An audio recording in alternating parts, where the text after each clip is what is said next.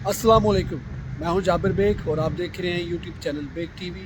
अब हज़रत आज की एक और जो बड़ी अपडेट है, जो डेवलपमेंट है, वो ये है कि पाकिस्तान तहरीक इंसाफ के कुछ वर्कर्स जिनको 9 मई के जो हादसात हुए थे, जो उसमें जो जिनकी गिरफ्तारियां हुई थी, बहुत सारे वर्कर्स को आज मिलिट्री कोर्ट्स ने सज़ाएं सुना दी हैं। किसी को 5 साल, किसी को 10 साल, किसी को 3 साल, तो इस तरह वो सज़ाएं सुना दी गई हैं।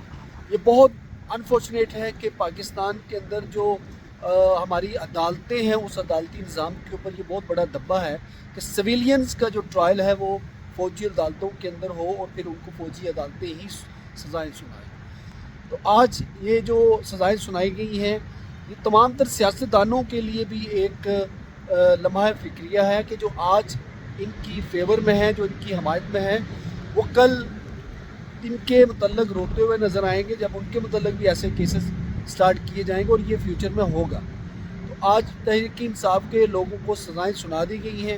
ये अदालती निज़ाम के ऊपर दब्बा है कि हमारी अदालतें अगर इस तरह खामोश रहेंगी। 26वीं आईनी तरमीम का असल में मकसद ही यही था कि पाकिस्तान की जो अदालतें हैं, जो सिविल अदालतें हैं, उनको कमज़ोर करना, उनके जजेस जो है उनकी वैल्यू को ख़त्म करना, उनकी वक़्त को ख़त्म करना, ताकि फ़ौजी जो हैं वो अपने एस्टेब्लिशमेंट जो है वो अपनी मर्ज़ी की अदालतें कायम करके अपनी मर्ज़ी की सज़ाएँ जो हैं वो सुना सकें।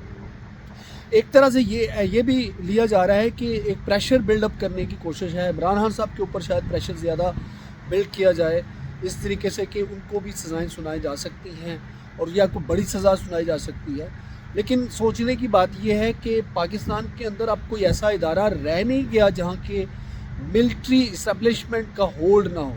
हर अदारे का बड़ा हेड जो है उसका कोई ना कोई लिंक आर्मी से ज़रूर होता है, वो आर्मी का रिटायर्ड है या हाज़र सर्विस है। तो इस तरह से एक डायरेक्टली नहीं तो इनडायरेक्टली पाकिस्तान के अंदर मार्शल लॉ लगा हुआ है और सारा कुछ इस्टेब्लिशमेंट के कंट्रोल में है। पाकिस्तान की इस्टेब्लिशमेंट कई दफ़ा ये पिछले 2 सालों में बिलखसूस कई दफ़ा आकर कह चुके हैं कि वो सियासत के अंदर उनका कोई किरदार नहीं है, ना ही उनकी मुदाखलत है। तो सिविलियन का आर्मी कोर्ट्स के अंदर ट्रायल करना बजाते ख़ुद इस चीज़ का एतराफ़ है कि मिलिट्री वो खुलेआम सियासत के अंदर मुदाखलत कर रही है और उनका पूरा किरदार है। और ये जो मामलात हैं, ये पाकिस्तान को मज़ीद गंभीर तर हालात के अंदर धकेल रहे हैं और इस तरह पाकिस्तान के हालात ज़्यादा ख़राब होंगे। अब जो आइंदा अपडेट्स आएंगी उस हवाले से मज़ीद पता चलेगा। क्या 26वीं आईनी तरमीम के हवाले से सुप्रीम कोर्ट के जो मौजूदा जजेस हैं, जो मौजूदा जो लोग हैं, वो इस पर आवाज़ उठाएंगे, इसको कलअदम करार देते हैं कि नहीं देते? अगर नहीं देंगे तो ये सिलसिला इसी तरह जारी रहेगा और पाकिस्तान नुकसान की तरफ ही जाएगा। पाकिस्तान अल्लाह करे तरक्की करे और पाकिस्तान के हालात बेहतर हों।